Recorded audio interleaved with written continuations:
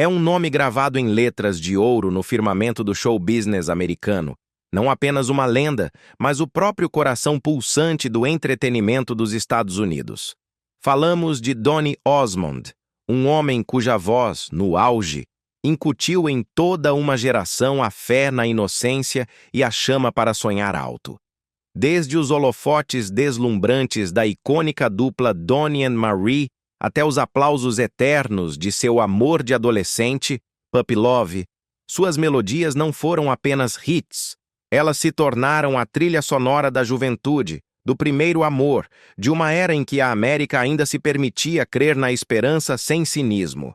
Donny era o garoto humilde de Utah, o portador dos sonhos de sua família sobre seus ombros pequenos, que conquistou o mundo com um talento puro e uma fé inabalável. Era o rosto da integridade, o epítome da promessa americana. Mas a fama, como o fogo mais brilhante, tem o poder de queimar até o coração mais forte. Porque por trás daquele sorriso radiante, estampado em milhões de pôsteres, esconde-se um campo de batalha de cicatrizes, marcas talhadas profundamente em um homem que perdeu muito mais do que a fama jamais poderia recompensar. Ele enterrou feridas que nenhuma canção foi capaz de curar, lutando contra sombras que pairavam sobre seu espírito e seu corpo. E agora, aos 67 anos, em um momento da vida em que a paz deveria finalmente ter batido à sua porta, nos perguntamos: que dor o atormenta até hoje? Esta não é apenas a crônica de uma carreira estelar. É a dolorosa jornada de Donny Osmond, o homem que sorria para o mundo enquanto, na mais absoluta solidão, se quebrava por dentro. O mundo se apaixonou por um sorriso, mas ninguém se atreveu a perguntar qual foi o seu verdadeiro custo. É dilacerante constatar quão cedo o mundo lhe exigiu a alegria. A infância de Donny Osmond não foi marcada pelos balanços dos parquinhos ou pela inocência das velas de aniversário. Foi um tempo ditado por ensaios intermináveis, indicações precisas no palco e as luzes ofuscantes do estúdio. O cheiro penetrante de tinta de palco quente, o zumbido constante das câmeras. Esses foram, essencialmente, seus cantos de ninar. Nascido em 9 de dezembro de 1957 em Ogden, Utah, ele era o sétimo de 9 filhos de George e Olive Osmond. Cresceu em um lar devoto da Igreja de Jesus Cristo dos Santos dos Últimos Dias, Mormon, onde a harmonia não era um passatempo, era quase literalmente um mandamento inadiável. O dinheiro era modesto, mas as expectativas não o eram. George, um veterano da Segunda Guerra Mundial que se tornou vendedor de seguros, tinha a firme convicção de que a estrutura familiar rígida construía a virtude. Olive, por sua vez, dirigia o lar como um coro, onde cada voz tinha sua parte designada, e a perfeição era aplicada como regra de ouro. A música, no entanto, adquiriu uma ressonância especial e urgente na casa dos Osmond. 2 dos irmãos mais velhos de Donny, Verl e Tom, nasceram surdos, e a família inteira aprendeu a linguagem de sinais como um ato de amor e necessidade. A música se tornou a ponte que cruzava o abismo do silêncio, e o menino de olhos brilhantes sentiu, mesmo naquela tenra idade, a necessidade profunda de entregar muito mais do que se poderia exigir de qualquer criança. Eu costumava cantar mais alto. Donny recordou com uma voz suave anos depois, esperando que de alguma forma eles pudessem sentir a música através de mim. Embora seus irmãos nunca pudessem ouvir suas canções, ele cantava com a intensidade de alguém de cuja voz dependia o mundo inteiro, porque no fundo de seu coração, ele acreditava que assim era. O momento decisivo chegou em 1962. Donny tinha apenas 5 anos quando seus irmãos mais velhos, Alan, Wayne, Meryl e Jay, que formavam um quarteto barbershop, cativaram os Estados Unidos no The Andy Williams Show. Foi nos bastidores que um produtor sugeriu que o Osmond mais jovem cantasse uma melodia. O menino parou sob as lâmpadas quentes do estúdio e, com uma inocência que desarma, interpretou You Are My Sunshine. Que cruel paradoxo! O aplauso maciço chegou antes do afeto genuíno e desinteressado. Aquele instante, aquele sorriso inocente de 5 anos selou seu destino de forma irreversível. A família logo deixou a grade tranquila de Ogden pelo zumbido implacável de Los Angeles, buscando gravações e turnês intermináveis. Donnie aprendeu, em uma idade em que deveria estar aprendendo a amarrar os sapatos, que erros simplesmente não eram permitidos quando o mundo inteiro estava assistindo. Minha infância foi passada em estúdios, ele confessaria mais tarde. Eu não brincava com crianças da minha idade. Eu atuava para adultos. Em um lar onde a fé era lei, o fracasso se sentia perigosamente perto do pecado. E ninguém temia mais o pecado ou a decepção do que Donnie. Aos 10 anos, ele já não era apenas Donnie Osmond. Ele era Donnie Osmond, marca registrada, TM, o emblema sorridente da esperança americana pura e imaculada. O garoto educado que nunca ousou dizer não, porque o custo da decepção, o olhar de desaprovação de um pai, o murmúrio de um produtor, parecia completamente insuportável. O aplauso que antes soava como uma declaração de amor à sua música, agora ressoava em seus ouvidos como um conjunto de correntes. Bonitas, sim, feitas de veludo e diamantes, mas imensamente pesadas e inquebráveis. Quando as luzes do palco se apagavam, restava apenas um silêncio profundo, daquele que zune dentro dos ouvidos até que você se lembre, com uma pontada gelada, que está completamente sozinho na imensidão. Havia noites em que ele se sentava sozinho atrás da cortina, com os pés balançando no chão, sussurrando letras de músicas que ele já sabia de cor. Ele não fazia isso porque as havia esquecido, mas porque não sabia quem ele era se aquelas letras não existissem, se ele não fosse aquele artista. A performance, o roteiro, haviam se tornado sua única identidade palpável. No entanto, Donnie Osmond não se rebelou nem se quebrou. Ele aguentou. Aprendeu a transformar a pressão sufocante em uma oração silenciosa e o medo paralisante em um ritmo de vida. Assim como Andy Williams lhe havia ensinado na época, não apenas a cantar, mas a como respirar quando o pânico ameaçava afogá-lo. Os amigos de infância foram substituídos por uma maré de fãs histéricas. Os pores do sol contemplativos foram trocados pelos soundchecks, testes de som. Os verões de brincadeira se dissolveram em horários de turnê exaustivos. A perfeição se tornou sua prisão de veludo. Quanto mais inocente e doce ele era percebido pelo público, mais apertadas as barras daquela jaula se sentiam. Mas mesmo dentro desse confinamento autoimposto, ele manteve uma graça admirável. Donnie não cresceu perseguindo seus próprios sonhos. Ele cresceu carregando os sonhos dos outros. Os de seus pais, os de uma comunidade de fé que via sua própria pureza refletida nele, e, crucialmente, os de 2 irmãos que não podiam ouvir a música que o havia catapultado à fama mundial. E em algum lugar entre o aplauso ensurdecedor e o silêncio profundo, entre o dever filial e o desejo pessoal reprimido, um menino aprendeu a permanecer imóvel no meio do barulho, a respirar fundo e a continuar cantando.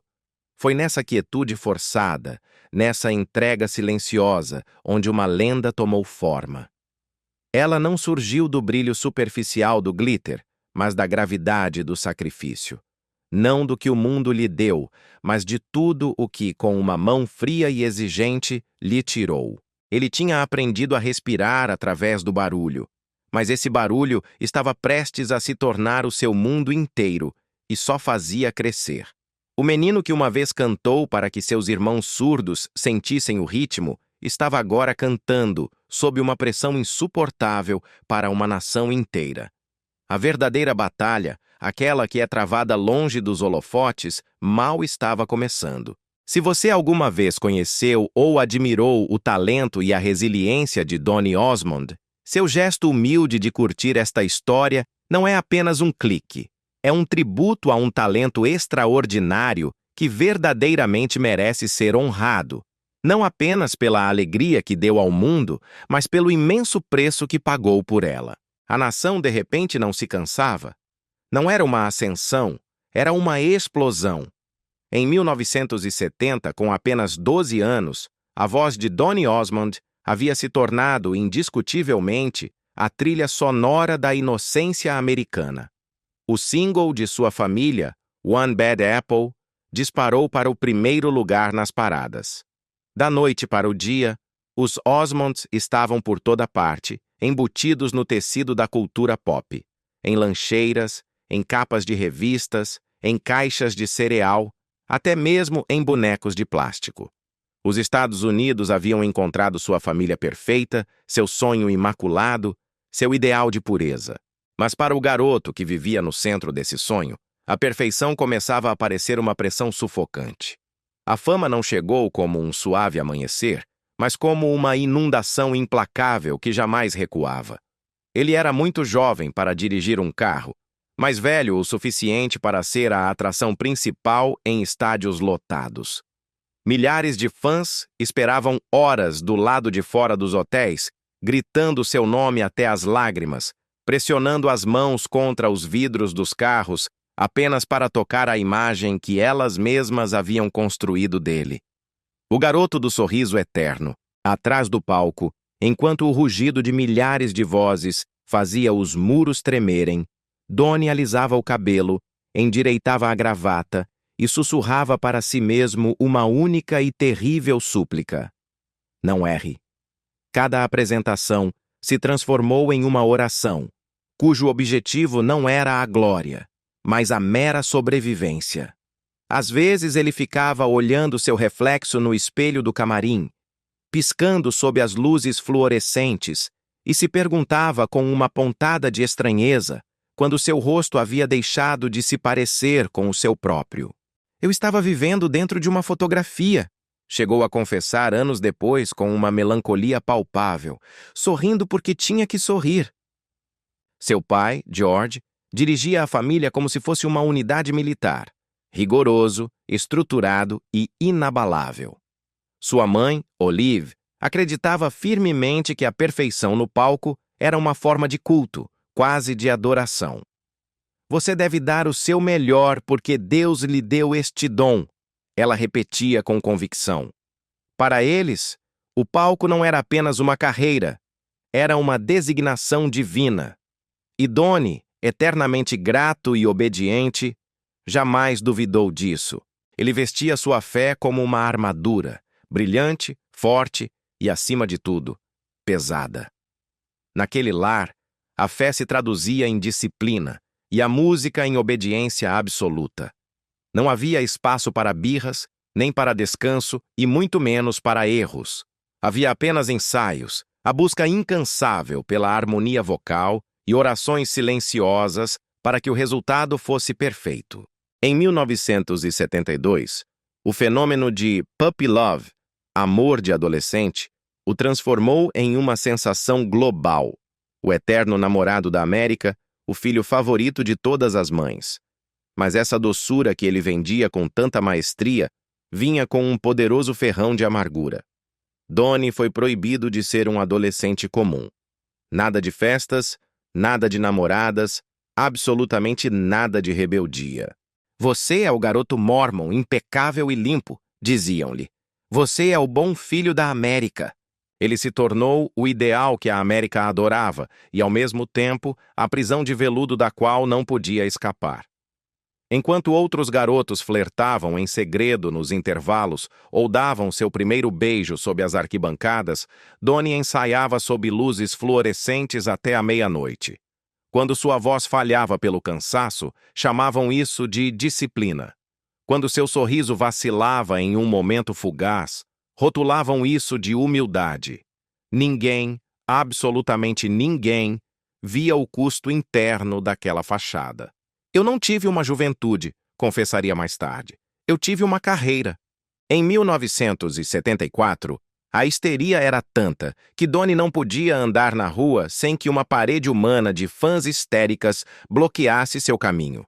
As cartas se acumulavam aos milhares, muitas delas, sem serem abertas. Ele perdeu aniversários de família, casamentos de amigos e até funerais, porque o show jamais parava, jamais esperava pela dor humana.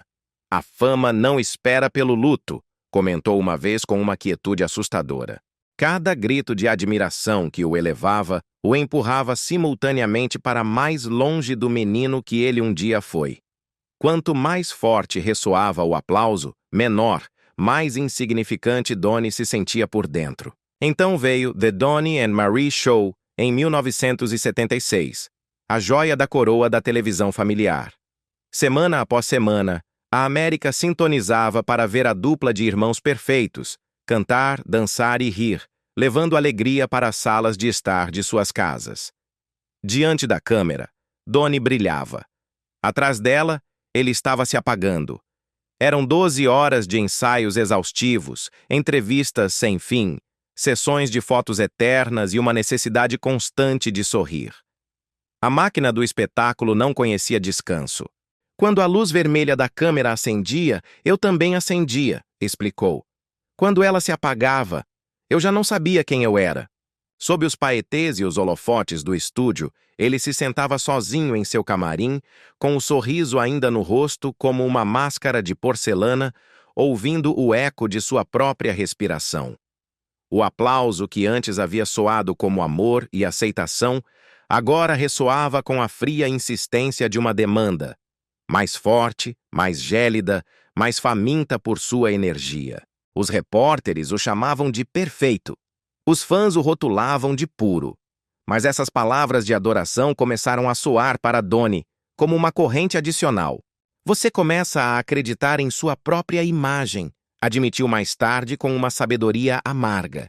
E é aí que você se perde. No final da década de 1970, a mesma indústria que o havia construído começou a zombar dele com uma crueldade impiedosa. Os críticos dedicavam-lhe artigos zombeteiros, argumentando que ele era demasiado saudável, demasiado seguro, demasiado limpo. A mesma virtude que o havia definido e lançado ao estrelato era agora tratada como um defeito fatal. Era a ironia mais cruel de todas. Ser castigado por ser exatamente quem o mundo havia ordenado que ele fosse. Eles não me queriam mais, recordou Donnie anos depois, com uma pontada de dor que o tempo não conseguiu apagar. Mas eu não sabia ser outra coisa. Uma noite, após terminar uma gravação, ele ficou sozinho no palco vazio. As câmeras já estavam frias, os risos e murmúrios haviam desaparecido, e pela primeira vez em horas havia um silêncio verdadeiro. Ele olhou para as poltronas vazias, onde milhares de pessoas haviam gritado seu nome e sussurrou uma pergunta ao vazio. É assim que soa o amor quando ele se vai? Sua voz tremeu e se desvaneceu na escuridão. O eco que retornou foi completamente vazio, sem resposta.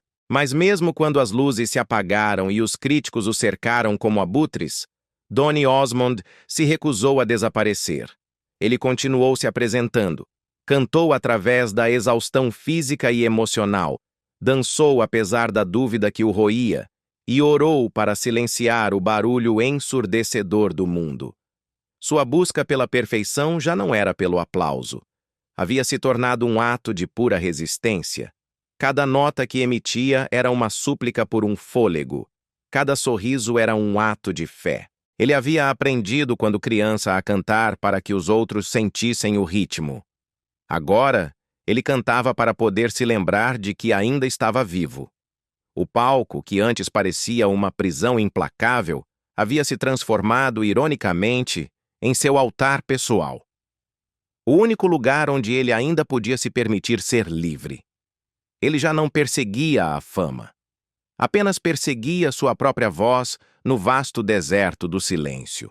Donnie Osmond carregava sua fama como uma cruz pesada. No fundo de seu ser, ele sabia que o preço de ser amado pelo mundo era, inevitavelmente, perder a si mesmo. Mas apesar desse conhecimento devastador, ele continuava se apresentando noite após noite.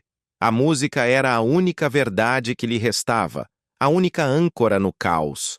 A dor dessa vida impostada havia polido sua alma E naquelas noites em que as luzes ardiam com maior intensidade, ele ainda cantava. Já não o fazia pela glória, nem mesmo pelo rugido da multidão, mas simplesmente para se lembrar de quem ele era sob todo o brilho. O mundo, no entanto, não tinha terminado com ele. O garoto que uma vez cantou para sobreviver era agora um homem que dominava os palcos globais e seu foco pessoal nunca havia brilhado com tanta intensidade. Em 1976, The Donnie and Marie Show era muito mais do que um simples programa de televisão. Havia se consolidado como o ritual semanal dos Estados Unidos, sintonizado por mais de 14 milhões de pessoas. Era uma sinfonia perfeitamente orquestrada de paetês, sorrisos forçados e risadas pré-gravadas no estúdio. De Las Vegas a Londres, seu nome brilhava em marquises, seu rosto adornava outdoors e seu charme era imortalizado em mercadorias e revistas. Mas sob essa fachada de perfeição, o ritmo implacável da exaustão batia mais forte do que qualquer ovação. 12 horas diárias de ensaios, gravações intermináveis, turnês de imprensa esgotantes, entrevistas em cadeia. Quando a luz vermelha da câmera piscava, o sorriso de Donnie ganhava vida. Quando se apagava, ele frequentemente ficava sentado em silêncio, tremendo sob o peso da responsabilidade de manter milhões entretidos. Eu estava vivendo no piloto automático, confessou mais tarde. Não havia tempo para sentir nada, nem alegria nem tristeza, apenas o dever. As câmeras capturavam o glamour. Nunca capturaram o garoto nos bastidores que olhava para o espelho, perguntando-se se o reflexo ainda lhe pertencia. A fama dos Osmond foi um milagre. E como todos os milagres terrenos, teve um preço exorbitante. Por trás da imagem impecável da família, escondia-se um império empresarial perigosamente sobrecarregado, gerido mais pela fé e pelos laços familiares do que por um planejamento financeiro rigoroso. Quando o Donnie and Marie Show baixou as cortinas em 1979, não foi apenas a cortina do estúdio que caiu. Foi o alicerce financeiro que os sustentava. Anos de expansão excessiva, gastos de turnê descontrolados e investimentos fracassados deixaram a família Osmond com uma dívida que chegava a quase 20 milhões de dólares. Um número surpreendente para a época que pulverizou sua fortuna e esteve a ponto de quebrar seu espírito. Não fomos imprudentes, refletiu Donnie com tristeza. Simplesmente acreditamos que o sucesso nunca acabaria. Os bancos, é claro, não compartilhavam essa fé cega. O lar da família em Utah, que antes estava cheio de risos e música, se transformou em um escritório de guerra, repleto de contas não pagas e cartas seladas com a temida etiqueta de vencido. Seu pai, George, envelheceu da noite para o dia. Sua mãe, Olive, rezava com mais fervor do que nunca. Donnie, que mal havia passado dos 20 anos, carregava sobre seus ombros não apenas seu próprio futuro incerto, mas o peso esmagador de um legado familiar à beira do colapso total. O mundo continuava vendo uma estrela sorridente em suas últimas aparições. Só ele conhecia o pânico que se escondia por trás daquela expressão polida. Quando as luzes da fama se atenuaram, o mesmo aconteceu com os telefonemas. A mesma indústria que antes o havia celebrado com pompa e circunstância, agora lhe fechava as portas com uma frieza cortante. As gravadoras pararam de retornar suas mensagens. Os agentes evitavam mencionar seu nome. Eles diziam que eu era muito velho para o teen pop e muito limpo para o rock, recordou com amargura. Ele tentou mudar sua imagem. Deixou o cabelo crescer, renovou seu guarda-roupa, até flertou com gêneros musicais mais ousados, mas os críticos o qualificaram como desesperado. Não era rejeição explícita, era indiferença, a forma de silêncio mais cruel de todas. Uma vez, ao entrar no escritório de um executivo de gravadora, uma jovem assistente perguntou sem tato: "Quem é Donnie Osmond?" Essa única pergunta, dita com total inocência, feriu mais profundamente do que qualquer insulto. Durante esses anos, Donnie vagou entre audições irrelevantes e estúdios esquecidos, lutando para provar que ainda pertencia ao mundo que já o havia apagado de sua memória. Ele deu pequenos shows, às vezes para um público que mal preenchia metade das poltronas. O aplauso era mais suave, sim, mas a luta interna ardia com mais força do que nunca. É humilhante quando a fama se desvanece, disse mais tarde. Mas talvez você tenha que perder tudo para se lembrar por que começou. Assim, em estúdios com pouca luz e durante noites de silêncio criativo, começou a reconstrução. Não do ídolo de televisão, mas do artista. Em 1989, o mundo musical ouviu uma voz que não reconheceu. Suave, soulful, cheia de sentimento, curtida pela dor. A música era Soldier of Love, Soldado do Amor. Os disc jockeys adoraram o som, mas se recusaram a tocá-la assim que descobriram o nome do cantor. Então, sua gravadora tentou algo radical. Lançaram o single anonimamente. A canção subiu nas paradas pelo mérito puro de seu som, até que irrompeu no top 10 de sucessos. Só então a verdade foi revelada. Era Donny Osmond. O garoto que a América havia esquecido retornava, não como uma lembrança nostálgica, mas como um homem musicalmente renascido. Quando perceberam que era eu, ele comentou, foi como se me vissem pela primeira vez como eu realmente sou. Não foi apenas um retorno, foi uma ressurreição. Cada fracasso, cada porta fechada, cada noite de insônia havia talhado algo mais profundo em sua voz: humanidade. Os fãs voltaram a aclamá-lo, mas desta vez, Donny cantava primeiro para si mesmo. Ele havia aprendido o verdadeiro preço da luz, o silêncio que inevitavelmente vem após o aplauso e a imensa força que é necessária para se levantar quando ninguém está olhando. Sua história já não tratava de fama, mas de fé, resiliência e a tranquila dignidade de um homem que se recusou a parar de cantar. A fama lhe chegou cedo, e o amor também. Ele se apaixonou exatamente no momento em que o mundo decidiu que nunca lhe permitiria ser um adolescente normal e feliz. Aconteceu em um campo de futebol de colégio em Utah. A luz outonal refletia no cabelo loiro de Debbie Glenn enquanto ela torcia. Mas não para ele, e sim para seu irmão, Jay. Donny tinha 17 anos, ela, 15. Ele já era uma estrela de televisão, já estava exausto pelo clamor constante. Ela era a cheerleader popular. Donny recordaria com um sorriso que nunca alcançava completamente seus olhos. E eu era o garoto desajeitado da televisão. O amor havia batido à sua porta, justamente quando sua gaiola de ouro estava prestes a se fechar para sempre. Por 3 anos silenciosos, Donny Osmond esperou. Através do brilho ofuscante das câmeras, das turnês incessantes e do grito ensurdecedor das multidões, seu coração sussurrava uma mesma prece.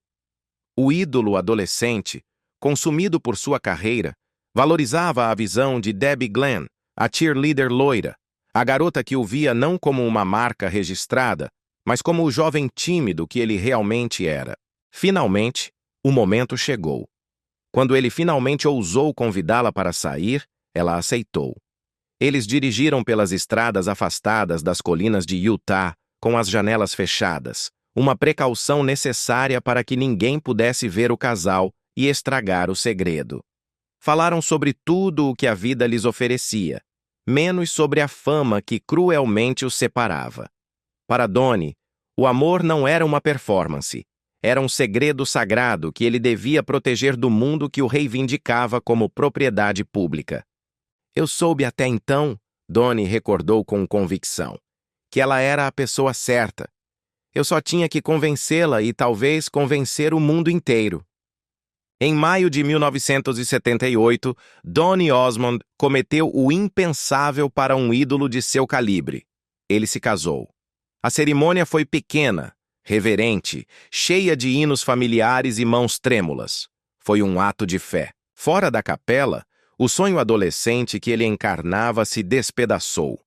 As revistas juvenis o rotularam de traidor. As estações de rádio brincavam dizendo que a América havia sido abandonada por seu namorado perfeito. Uma manchete de jornal gritou sem rodeios: "O garoto da América se casa, milhões de corações partidos." Ele havia cantado Puppy Love durante uma década, glorificando o amor juvenil, e justo no momento em que o encontrou na vida real, o mundo o castigou por isso. Na noite em que me casei, Donnie confessou com um tom de dor: perdi metade da minha base de fãs. Debbie foi alvo de cartas de ódio e ameaças anônimas. Fotógrafos se escondiam nos arbustos de sua casa para conseguir uma foto comprometedora. No entanto, dias depois, quando Donnie subiu ao palco para enfrentar seu público, ela ficou atrás da cortina, sorrindo com lágrimas nos olhos. O aplauso soava diferente, cortante, metálico, quase cruel, e cada grito de aclamação era um lembrete da lealdade que ele havia sacrificado por seu amor.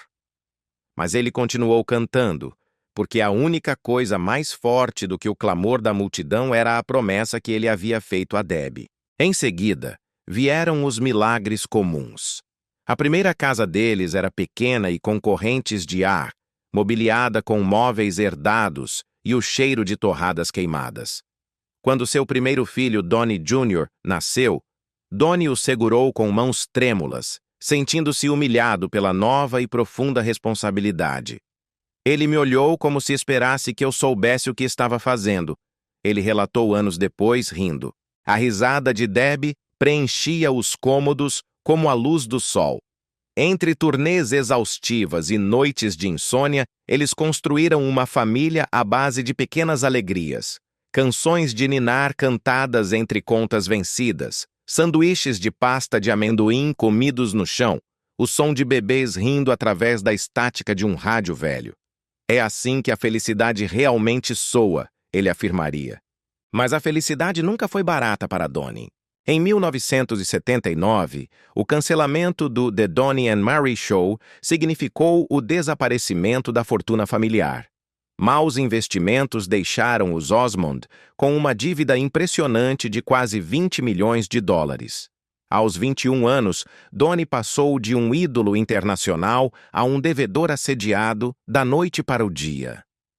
Eu cantava para manter as luzes acesas, ele admitiu. Debbie ficou em casa com as crianças enquanto ele cruzava o país, atuando em cassinos de terceira categoria e feiras de condado.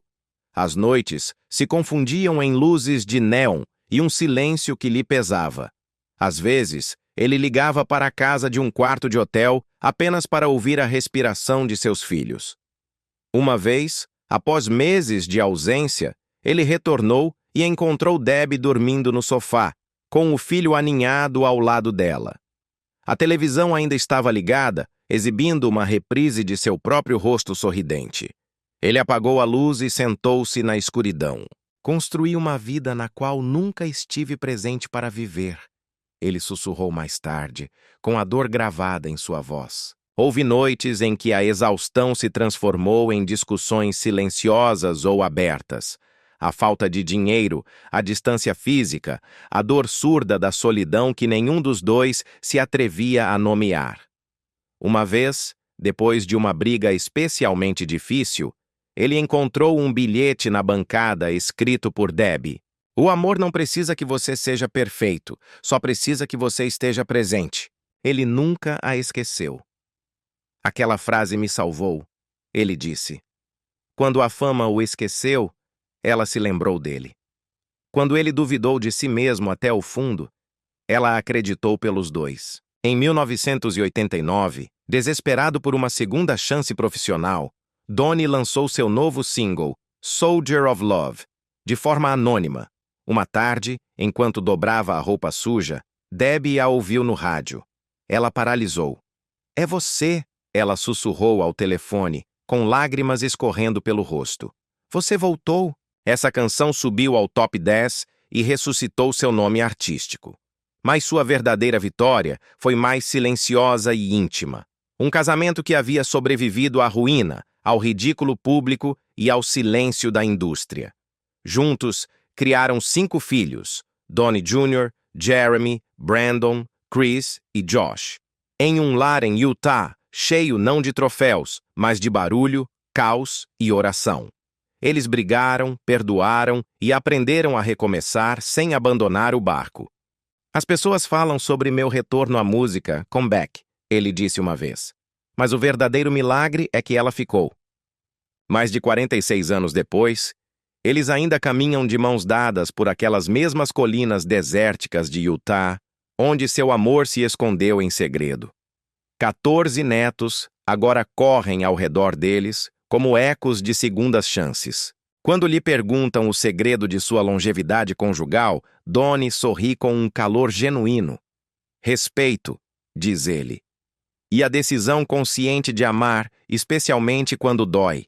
Em 2019, depois que uma lesão na coluna o deixou incapaz de andar por meses, Debbie dormiu em uma cadeira de hospital todas as noites, segurando sua mão através da dor. Ele brinca que cantou para milhões de pessoas, mas ela continua sendo sua plateia favorita. A história deles não é um conto de perfeição, é uma épica de persistência, do tipo de amor que sangra, se quebra, mas ainda assim se mantém firme e acredita.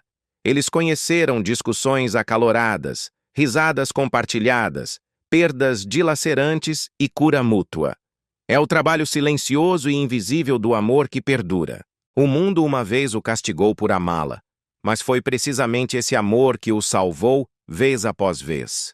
E se olharmos de perto para Donny Osmond hoje, sob as luzes do palco, veremos não o garoto que cantou Puppy Love, mas o homem que o viveu. Cada verso, cada ferida, cada respiração.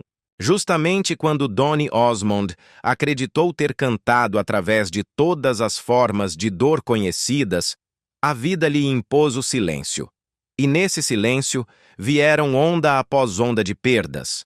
Para um homem cujo mundo sempre foi medido em música e ovações, o silêncio se tornou o som mais cruel de todos. Tudo começou em 2004 com o falecimento de sua mãe, Olive Osmond.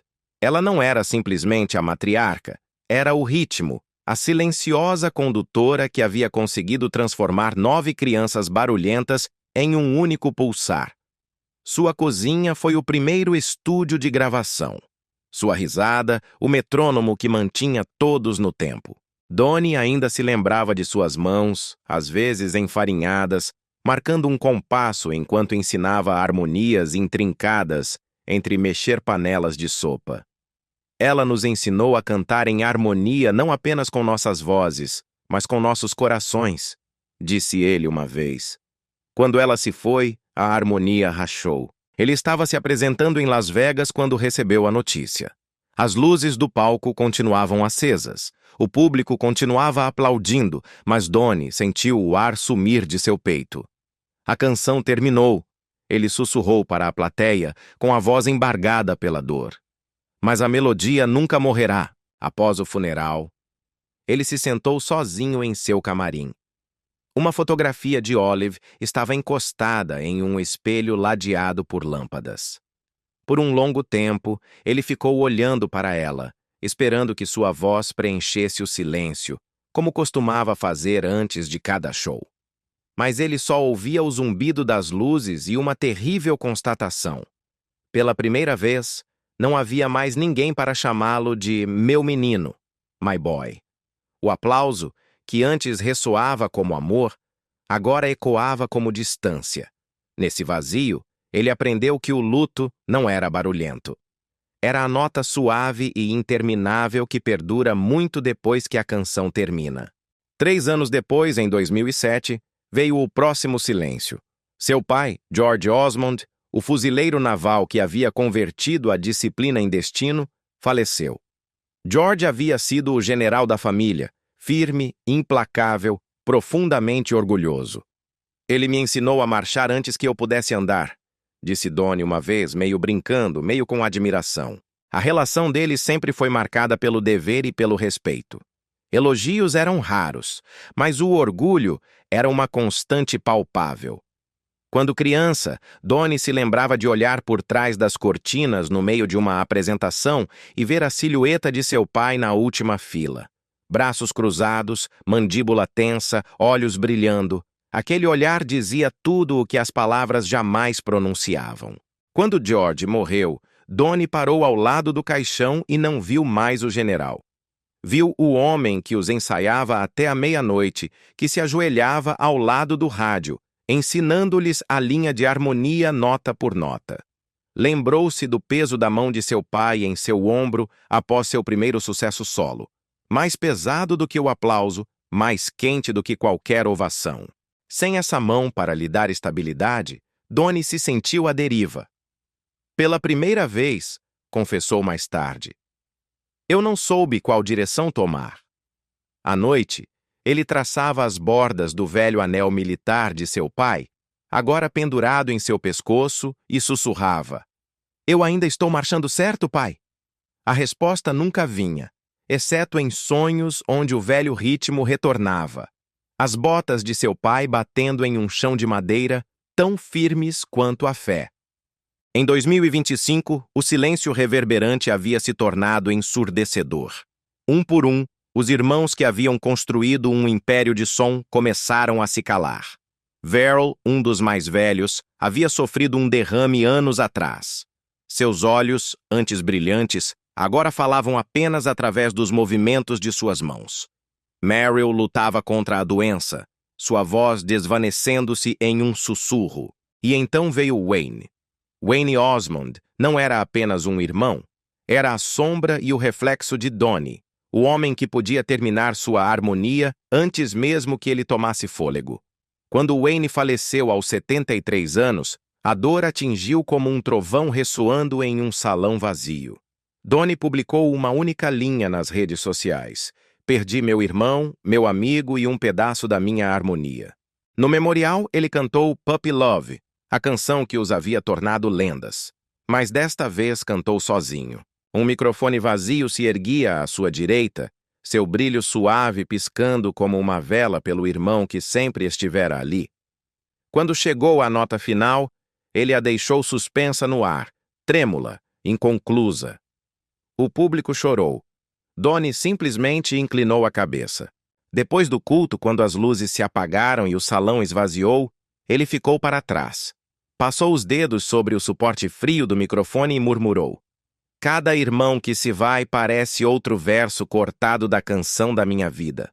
No entanto, através de toda a dor, os funerais, as cadeiras vazias no Natal, o lento desvanecer de vozes outrora tão familiares, Donnie Osmond nunca parou de cantar. Porque para ele, o luto não tirou sua música, apenas mudou sua tonalidade. O que antes era cantado para obter aplausos, agora é cantado para a memória. O menino que antes cantava para que seus irmãos surdos sentissem o ritmo, agora canta para que aqueles que ele perdeu possam continuar sendo ouvidos. E se você escutar com atenção na quietude entre suas notas, ainda pode ouvi-los todos. O suave tararear de sua mãe, o ritmo firme de seu pai, e a risada de seus irmãos ressoando como uma harmonia distante. Ele continua cantando, mais suave talvez, com mais profundidade, mas continua cantando, porque essa é a única forma de carregar aqueles que se foram. Não é permitido ao silêncio vencer. Às vezes o destino parece se empenhar com malícia, como se deleitasse em testar até onde uma alma pode resistir. Donnie Osmond já havia sobrevivido às guerras da fama, ao peso de uma fortuna em colapso e à dor lancinante de perder seus entes mais queridos. Agora, a batalha final havia se voltado para dentro, contra seu próprio corpo. Não aconteceu sob as luzes do palco nem com o rugido da ovação.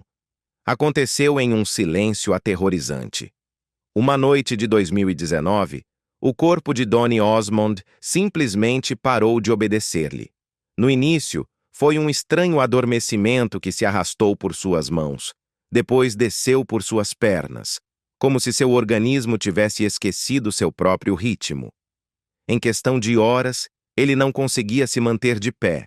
O homem que havia passado toda a sua vida movendo-se ao compasso da música, desde a energia transbordante de Puppy Love até as coreografias de fogo de Las Vegas, jazia agora imóvel, com seus membros parecendo estranhos e pesados.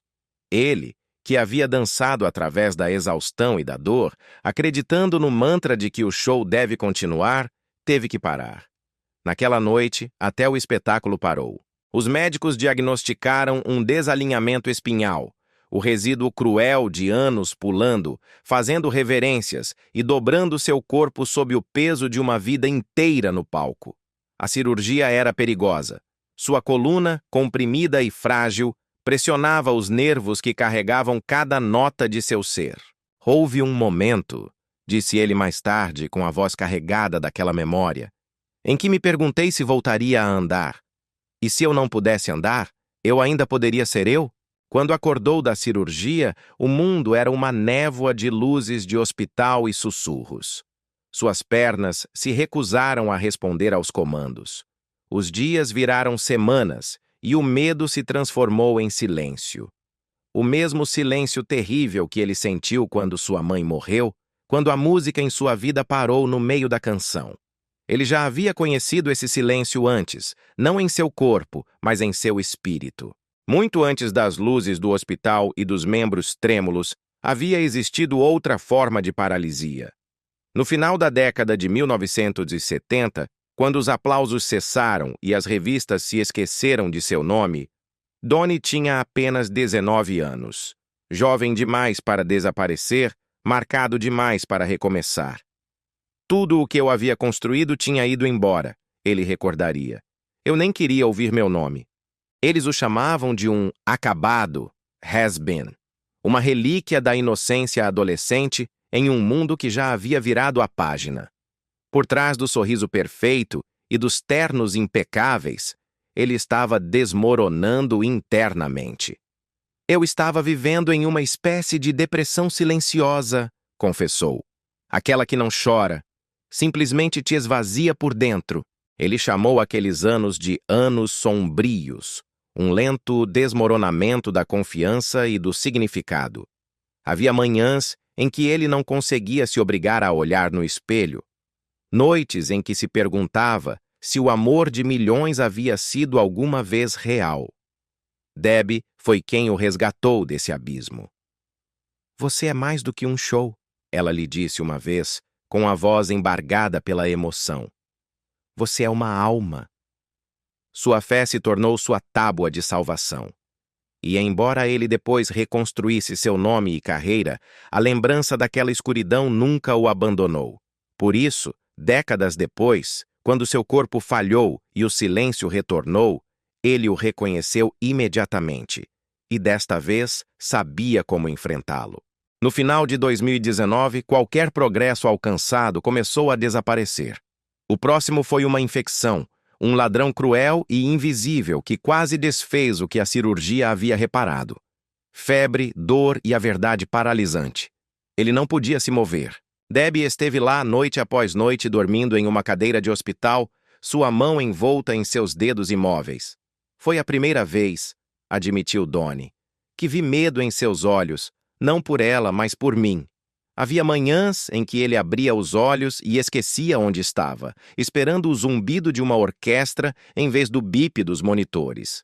Ele acreditava que o pior havia passado, mas o corpo, assim como a fama, sempre encontra novas formas de testar uma alma. No início de 2020, ele começou a fisioterapia, um processo merciless, implacável e lento. Cada sessão era um campo de batalha pessoal. Um passo para a frente, duas quedas para trás. Seu corpo gritava, suas pernas tremiam, mas a voz de Debbie, suave e constante, marcava o ritmo como um metrônomo. Só mais uma, ela sussurrava cada vez que ele caía. As enfermeiras lembram que ela celebrava cada pequena vitória. O primeiro espasmo de um dedo do pé, a primeira vez que ele se sentou ereto sem desmoronar. Os primeiros centímetros que ele conseguiu percorrer com um andador. Pareceu como aprender a dançar de novo, ele disse. Só que desta vez o chão doía muito. Fora de sua janela, Las Vegas brilhava com o som da vida. Mas em seu interior, seu mundo havia se reduzido a 1 metro de piso de azulejo e um único pulsar obstinado que se recusava a se render. E então, chegou a primavera, e com ela, um milagre. Um passo. Não foi elegante nem fácil, mas foi real. Ele se pôs de pé, com as pernas tremendo, os olhos marejados, e deu um passo incerto para a frente. Não ouvi anjos, ele brincou mais tarde. Só a Debbie chorando. Para o verão de 2020, contra todas as probabilidades, ele retornou ao palco. Mais lento, mais suave, mas transformado para sempre.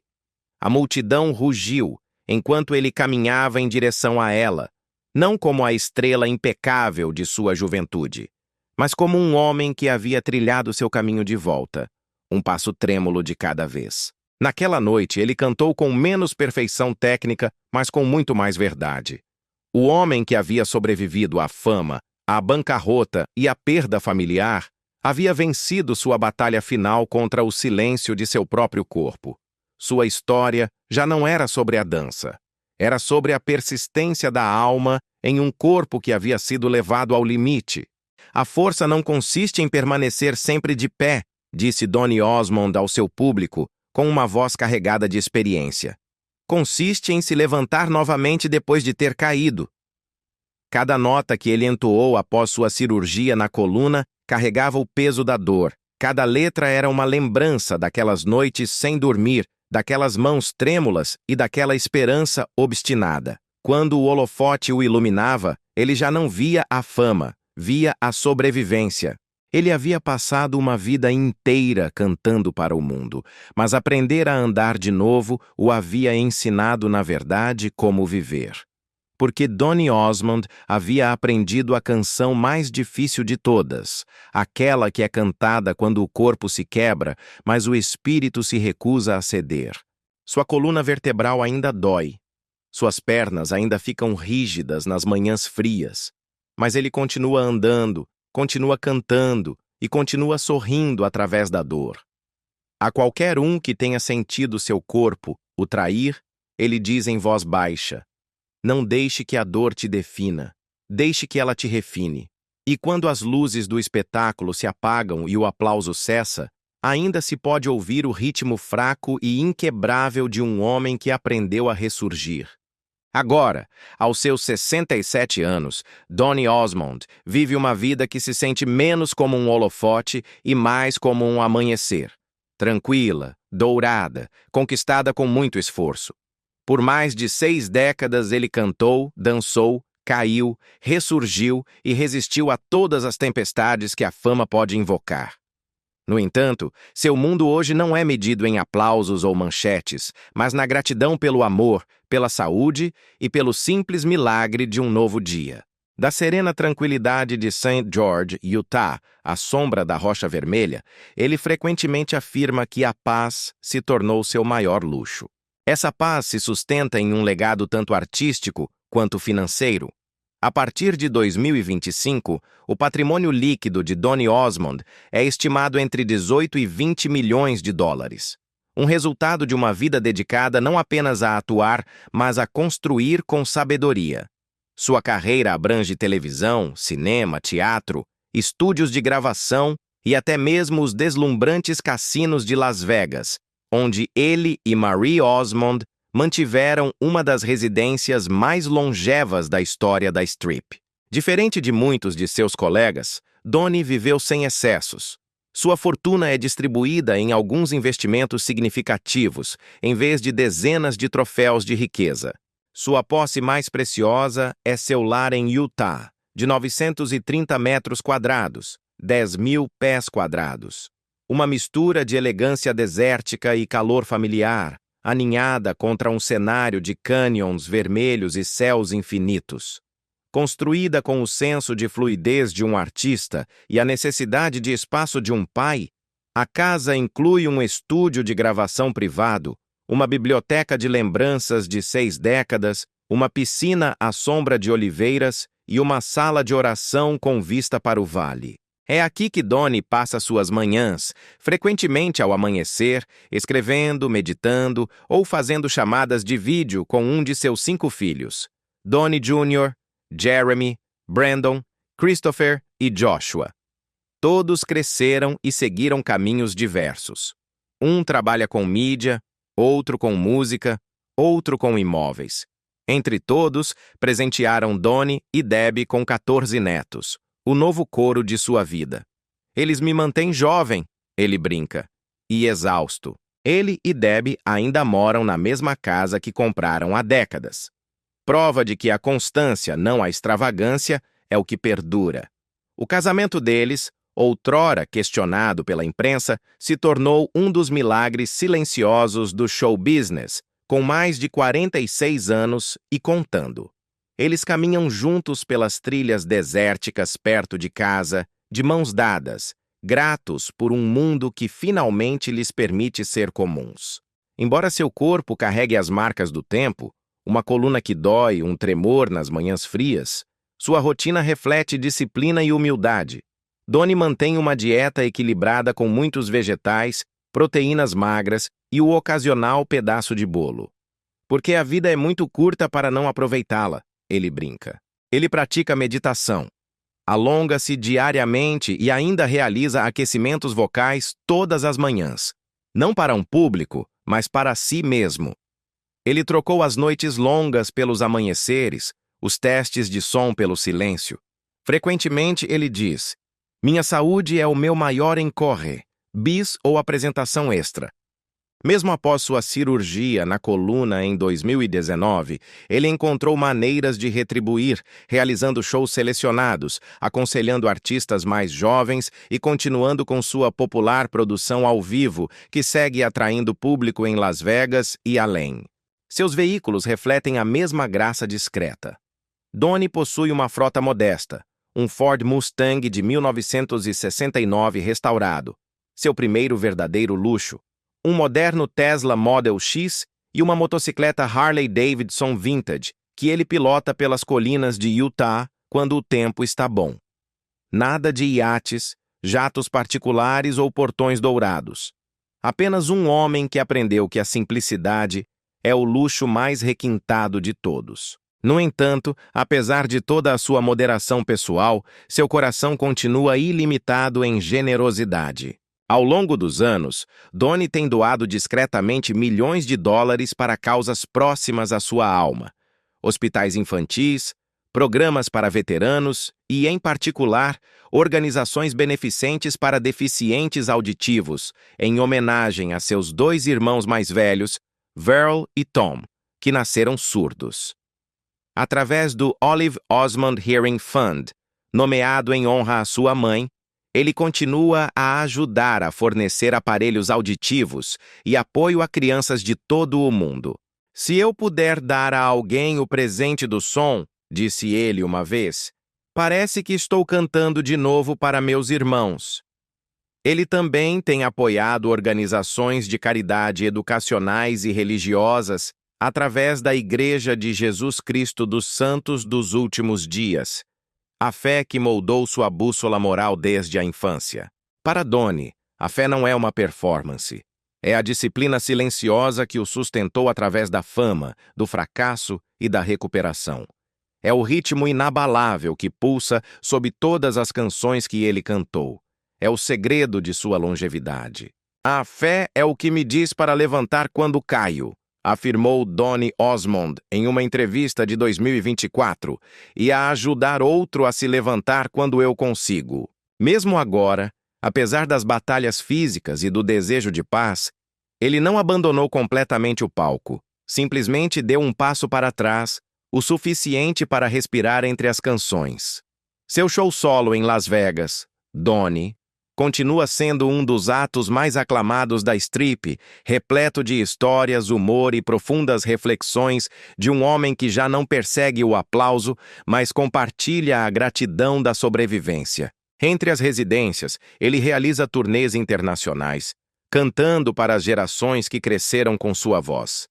Pais, filhos e até netos. Mas, quando a cortina finalmente cai, ele retorna não ao glamour, mas ao zumbido tranquilo de seu lar, à risada de sua esposa, ao caos abençoado de seus netos e ao vento do deserto que roça as janelas de sua casa em Utah. Aos seus 67 anos, Donnie Osmond já não é o garoto que cantou Puppy Love. É o homem que o viveu, cada verso, cada desilusão, cada ressurreição. Sua vida deixou de ser uma busca pela perfeição. É uma demonstração viva de propósito. Em um mundo obcecado com a velocidade, a juventude fugaz e o espetáculo superficial, ele se ergue como a prova irrefutável de que a resistência, a humilde e silenciosa resistência, pode ser a performance mais deslumbrante de todas. Sua música pode ter definido uma geração, mas sua coragem redefine o que significa viver plenamente. Sua história nos ensina que as verdadeiras lendas não se desvanecem, elas evoluem. A maior obra-prima de Donny Osmond, no final deste longo caminho, não é um single número 1 nem um show coreografado. É a vida que ele construiu. Uma vida edificada nota por nota, batalha por batalha, respiração por respiração. Se sua história o comoveu, reserve um momento para não apenas se lembrar das canções, mas do homem por trás delas. Que o mundo saiba que Donny Osmond é a encarnação de que a perseverança discreta é o motor da alma humana. Que parte da história de Donny Osmond ressoa mais em sua própria vida de propósito e perseverança? Propósito e perseverança? Propósito e perseverança? Propósito e perseverança? Propósito e perseverança? Propósito e perseverança? Propósito e perseverança?